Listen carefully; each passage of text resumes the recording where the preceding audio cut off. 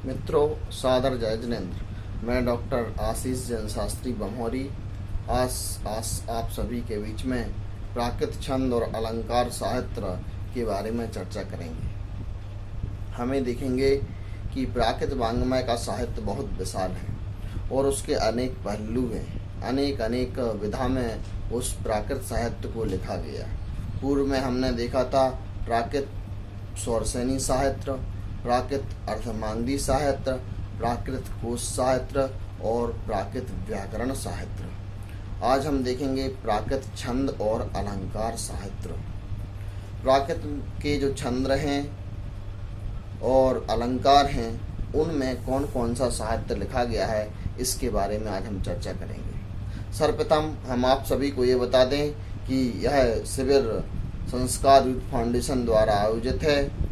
संस्कार शिक्षण शिविर के नाम से प्रतिदिन इसकी कक्षाएं ठीक समय पर चल रही हैं और मैं प्राकृत साहित्य के बारे में आप सभी को परिचय कराने हेतु यहाँ उपस्थित हूँ। आज मैं आप सभी को प्राकृत छंद और अलंकार साहित्य के बारे में चर्चा करेंगे। सर्वप्रथम हम आपको ये बता दें कि छंद क्या है, छंद की परिभाषा क्या होती है। कुछ विद्वान संस्कृत छंदों का आदि जन्मदाता महर्षि वाल्मीकि को मानते हैं, मगर महर्षि वाल्मीकि के बाद पिंगलाचार्य का जो छंद सूत्र है वो प्रथम छंद सूत्र के नाम से उपलब्ध होता है। वह बहुत सुसंवर्धित एवं बहुत व्यवस्थित छंद सूत्र नाम का ग्रंथ है। तो अनेक लोगों ने, अनेक विद्वानों ने उस पिंगलाचार्य को ही छंद शास्त्र का या छंद का प्रणेता माना है। अब हम देखें कि छंद की उपलब्धता कहाँ से प्राप्त होती है। सर्वप्रथम हम देखें कि जिस प्रकार अनुष्टुप छंद संस्कृत में विख्यात है, आर्या छंद जो है वो भी विख्यात है, संस्कृत का है, उसी प्रकार प्राकृत में गाथा छंद का भी प्रयोग हुआ है। गाथा छंद भी बहुत व्यवस्थित एवं अधिकतम प्राकृत ग्रंथों में गाथा छंद का प्रयोग हुआ है। और गाथा छंद की परिभाषा भी जो प्राकृत पैगल्य नाम का ग्रंथ है उसमें उपलब्ध होती है। अनेक जगह व्रत रत्नाकर भी एक ग्रंथ है, उसमें भी गाथा छंद की परिभाषा हमें उपलब्ध होती है।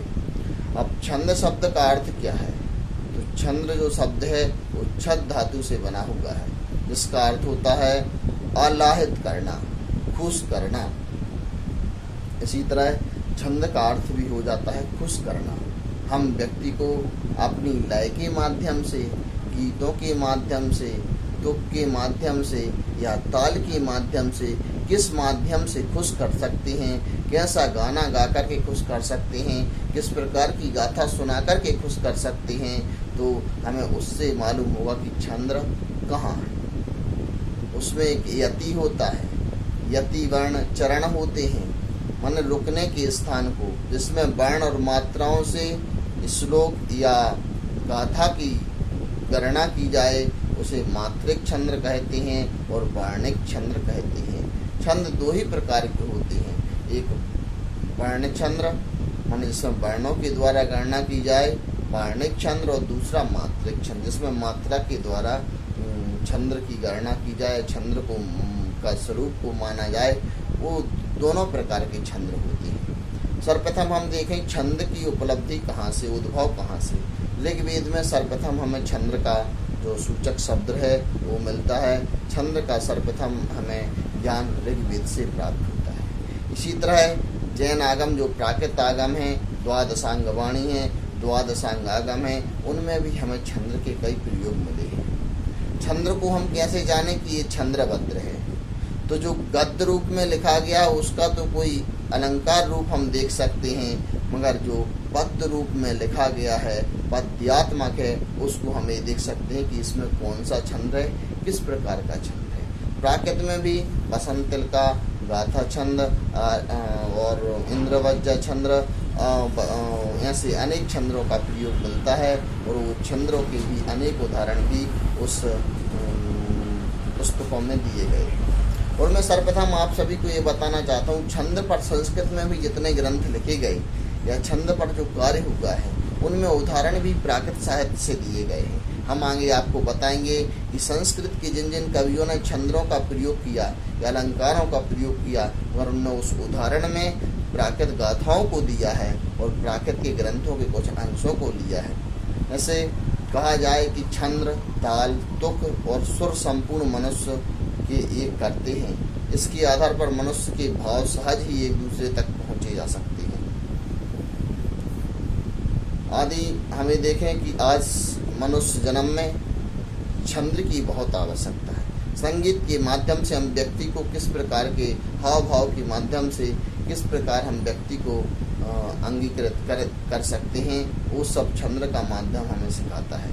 जिस प्रकार किसी भवन को बनाने के पूर्व उसका नक्शा बना लिया जाता है और उसकी लंबाई चौड़ाई का समानुपात निश्चित कर लेने के उपरांत ही भवन का निर्माण किया जाता है, उसी प्रकार कविता में संतुलन और प्रेषणता लाने के लिए छंद की आवश्यकता होती है। जैसे मात्रा, वर्ण और यति नियोजन भावों को स्पंदित करते हैं। लय द्वारा में भी विविध मोड़े उत्पन्न किए जाते हैं। अतएव छंद शास्त्र का आरंभ ऋग्वेद काल से प्राप्त होता है। प्राकृत भाषा का संबंध तो लोक जीवन के साथ होने के कारण से छंदों का विकास नृत्य और संगीत के आधार पर हुआ माना जा सकता है। इसमें मात्रा या ताल छंदों का बहुलता से प्रयोग हमें दिखाई देता है।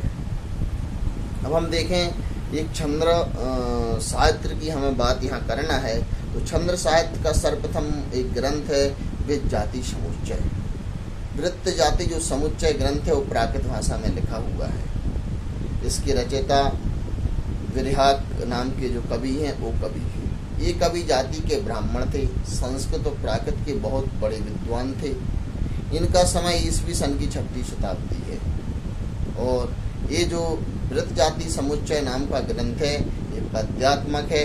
इसमें मात्रिक छंद और वार्णिक छंदों के संबंध में विचार किया गया है।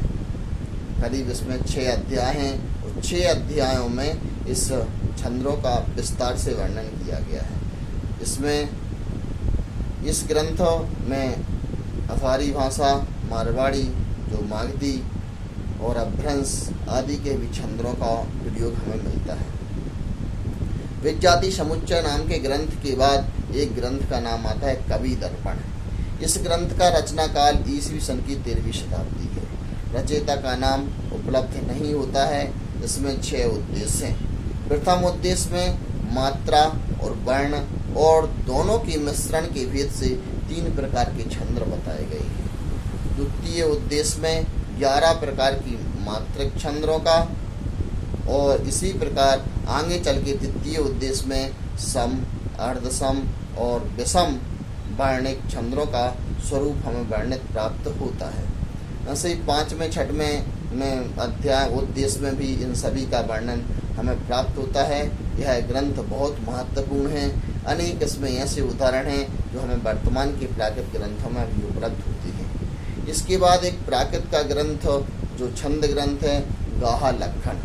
प्राकृत छंदों पर लिखी गई यह रचना महत्वपूर्ण है। इसकी रचयिता नंदी ताणाचार्य हैं। वो हैं इस ग्रंथ में 92 गाथा हैं, 92 गाथा हैं। रचयिता का समय 1000 ईस्वी के लगभग है। सबसे बड़ी प्रसन्नता की बात है कि इस रचना के लेखक जो हैं वो जैन धर्मानुरागी थे। इसमें अभ्रंश भाषा के प्रति तिरस्कार प्रकट किया गया है। गाथा छंद के भेद और लक्षणों का विस्तार पूर्वक वर्णन किया गया है। इसका नाम गाहा लक्षण ही है, गाथा लक्षण। इसमें गाथाओं के लक्षण कहे गए हों। ये बहुत महत्वपूर्ण ग्रंथ है क्योंकि प्राकृत का जो सबसे प्रिय छंद है वो गाथा छंद है। उस गाथा छंद का इस ग्रंथ में विस्तार पूर्वक वर्णन किया गया है। इसके बाद प्राकृत पैगल नाम का जो ग्रंथ है, प्राकृत पैगल एक महत्वपूर्ण छंदो ग्रंथ है।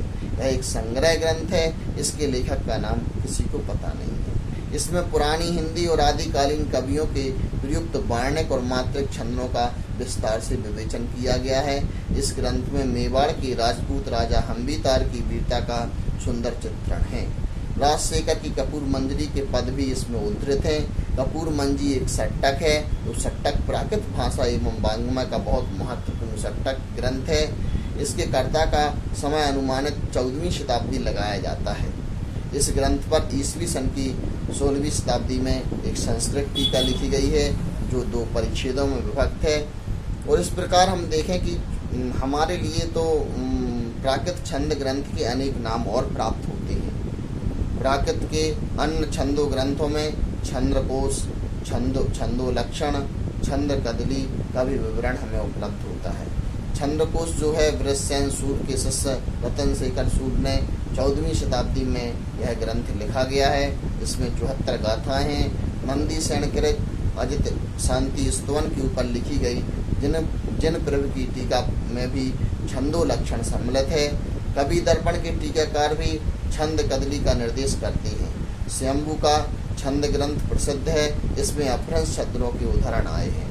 तो इस प्रकार हम देखें कि बृहज्जाति समुच्चय, गाहा लक्षण, कवि दर्पण, छंद्रकोश, छंदोलक्षण, छंद कदली, छंद्रकोश और छंद ग्रंथ, ऐसे प्राकृत छंदों पर अनेक ग्रंथ लिखे गए हैं। उनका विस्तार से हम परिचय आगे प्राप्त कर सकते हैं। इसके बाद अलंकार ग्रंथों की चर्चा जहां हम करेंगे कि प्राकृत में अलंकार ग्रंथ भी अनेक लिखे गए हैं। जिस प्रकार के अध्ययन के लिए व्याकरण शास्त्र की आवश्यकता होती है, उसी प्रकार आलोचन ज्ञान के लिए अलंकार शास्त्र की आवश्यकता होती है। काव्य के मर्म को अलंकार शास्त्र की सहायता से ही समझा जा सकता है। काव्य का स्वरूप, रस, गुण, दोष, रीति, अलंकार एवं काव्य चमत्कार का निरूपण अलंकार शास्त्र में पाया जाता है। प्राकृत शास्त्र में निबद्ध किए गए अलंकार ग्रंथों की संख्या तो अत्यल्प है, बहुत कम है, पर संस्कृत के जितने भी अलंकार ग्रंथ हैं सभी में रस, व्यंजना, ध्वनि, लक्षण, गुण, दोष और अलंकारों का चमत्कारपूर्ण उदाहरण प्राकृत भाषा में आए हैं। संस्कृत में जितने भी ग्रंथ अलंकार साहित्य पर लिखे गए हैं, मगर उस ग्रंथों में जो उदाहरण दिए गए हैं, मैंने पहले भी कहा है, वो सब ग्रंथ अधिकतर उदाहरण जो हैं वो प्राकृत ग्रंथों से दिए गए हैं। अब हम यहाँ देखें कि प्राकृत काव्यादर्श नाम की दंडी की रचना है। उसमें 4 भेद किए गए हैं। भाषा के 4 भेद संस्कृत, प्राकृत, अपभ्रंश और मिश्र। इसी तरह काव्यालंकार में भी भाषा के 6 वेद स्वीकार किए गए, इसमें प्राकृत का नाम भी है। भोज राजा ने श्रृंगार प्रकाश और सरस्वती कंठाभरण की रचना की। इनका समय जो है 1000 ईस्वी के लगभग है। तो श्रृंगार प्रकाश में श्रृंगार रस का प्रधान प्राकृत पद उद्धृत हैं और सरस्वती कंठाभरण में 331 प्राकृत पद गाथा सप्तशही, सेतुबंध और कपूर मंजरी आदि ग्रंथों से उद्धृत किए गए हैं। साहित्य सौंदर्य की दृष्टि से ये पद बहुत महत्वपूर्ण है, तो हम उधर से भी इन पद्यों की या प्राकृत साहित्य की उपयोगिता मालूम कर सकते हैं। एक महत्वपूर्ण ग्रंथ संस्कृत भाषा में लिखा गया अलंकार सर्वस्व की कर्ता राजा जनक रेयप्प ने अपने अलंकार ग्रंथ में 10 प्राकृत पद उद्धृत किए हैं। मम्मट के काव्य प्रकाश में 49 प्राकृत पद उद्धृत हैं। इसमें बहुत महत्वपूर्ण है। इन पदों को आप बिल्कुल उदाहरण उधर जाके इसको देख भी सकते हैं। इसे हेमचंद्राचार्य 12वीं शताब्दी में हुए। उन्होंने काव्यानुशासन नाम का एक ग्रंथ लिखा। उस काव्यानुशासन नाम के ग्रंथ में श्रृंगार, नीति और वीरता का विषयक जो उदाहरण दिए गए हैं, उसमें 78 गाथाएं प्राकृत ग्रंथों से लिए गई हैं। ये पद गाथा सप्तशही, सेतुबंध, कपूर मंजरी और रत्नावली आदि ग्रंथों से ग्रहण किए गई हैं। इस तरह बहुत विशाल प्राकृत साहित्य है। इनका संस्कृत के अनेक ग्रंथों में भी इसके उदाहरण प्रस्तुत हुए हैं। जैसे कविराज विश्वनाथ की एक रचना है साहित्य दर्पण, जो 14वीं शताब्दी में इस ग्रंथ का लेखन हुआ है। उस काव्य प्रकाश की आलोचना के रूप में इस ग्रंथ का लेखन किया गया है।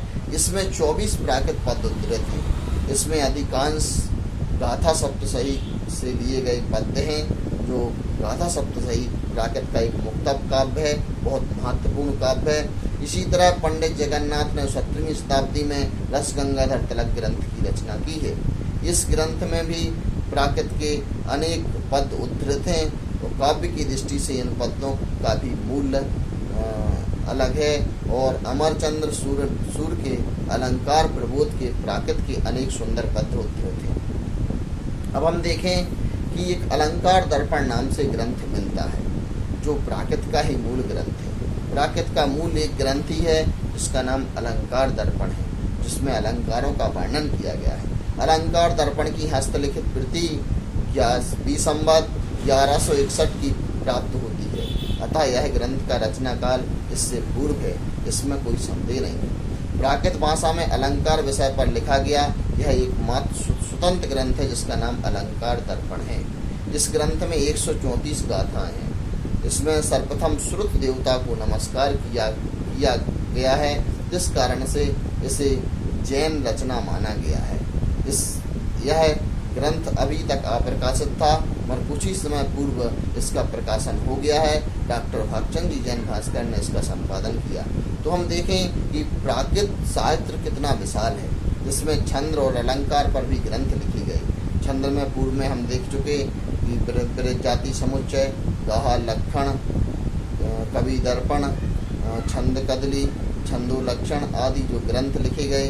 अलंकार में भी कितने सारे ग्रंथ, एक ग्रंथ अलंकार दर्पण नाम का है।